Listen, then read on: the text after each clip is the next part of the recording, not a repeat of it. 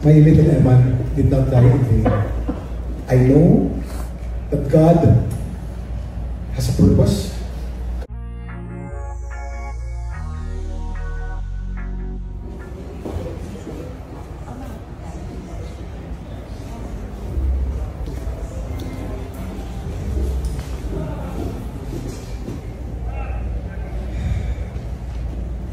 My little Eman did not die in vain. I know that God has a purpose. God works all things well for those who love Him and those who are called according to His purpose. And I know that Eman's death had a purpose. In my reflection, in my grief, sa unang gabi nga ng wake ni Eman ay nagbigay ng mensahe itong si Kuya Kim para sa kanyang anak. Nag-share nga ito ng kanyang eulogy para dito kay Eman. Ayon nga dito kay Kuya Kim ay may purpose nga raw itong si God para sa kanyang anak. Ngayon naman nga ay patuloy na nagluluksa ang kanilang pamilya sa pagkawala ng kanilang pinakamamahal na si Eman.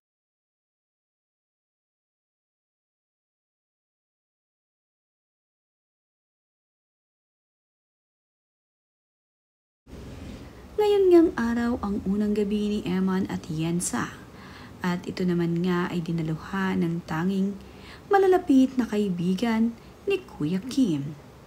Nagbahagi nga ng ilan sa mga larawan ang mga pumupunta dito sa wake ni Eman. At makikita nga sa wake ni Eman ang naggagandahang mga larawan ni Eman at Yensa. At ang lugar nga kung saan naroroon ang ash ni Eman ay talaga namang punong-puno ito ng naggagandahang mga bulaklak.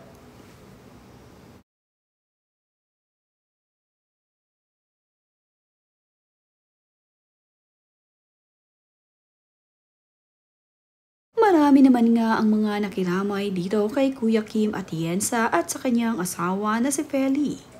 Garoon din sa kanyang pamilya na labis-labis ang pakikiramay ng kanilang mga kaanak at kaibigan na dumarating dito sa wake ng kanyang anak.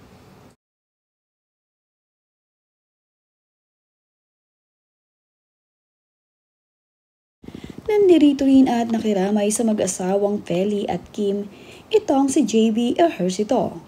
At makikita nga rin ibinagay ni JB Ejercito dito kina Kuya Kim at Feli ang sinawa niyang Eman at Yensa Ville.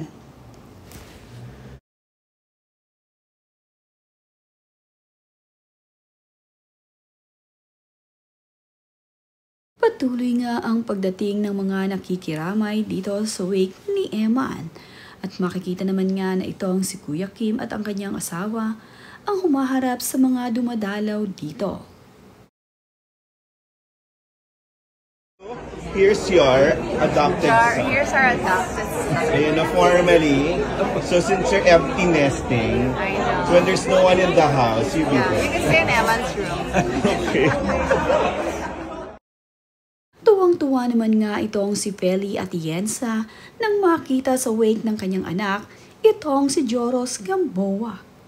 Sobrang malapit pala sa pamilya at Yensa itong si Joros at talaga namang natuwa itong si Feli nang makita ang kanyang gustong-gustong anak. Ayon nga dito kay Feli ay gusto nga raw niyang ampunin itong si Joros Gamboa. Nakakatuwa nga na talaga namang napakalapit pala ni Joros sa pamilya. Inimbitahan pa nga ni Feli itong si Joros na pwede nga raw na maging kwarto na ni Joros ang kwarto ng kanyang anak na si Eman. Ganito pala kalapit ang mga ito at talaga namang love na love nila ang isa't isa. Kaya naman pala itong si Feli at Kim ay gusto nang ampunin itong si Joros. Ito nga ay gusto nilang maging anak. Tinawag nga nilang ang pambansang best friend at lucky charm ng bayan itong si Joros Gamboa.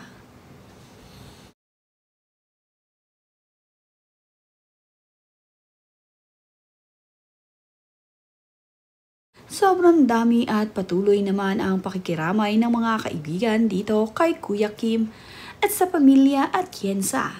Ang mga kasamahan nga sa trabaho ni Kuya Kim ay naroroon ngayong gabi. Kagaya na nga lamang nitong si Grace Pulido at ang iba pa nilang kasama ay naririto rin upang magpaabot ng pakikiramay dito sa pamilya Atienza.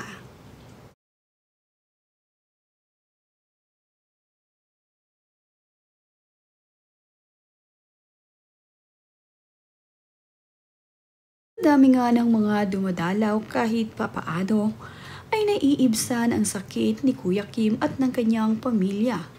Marami kasi silang nakakausap dito sa wake ng kanyang anak na si Eman. Patuloy naman nga na nagbibigay suporta ang mga kaibigan ni Kuya Kim para sa kanya. Kaya naman sa mga ganitong pagkakataon ay dito mo malalaman kung sino talaga ang iyong mga kaibigan na handa kang damayan sa oras na kailanganin mo sila.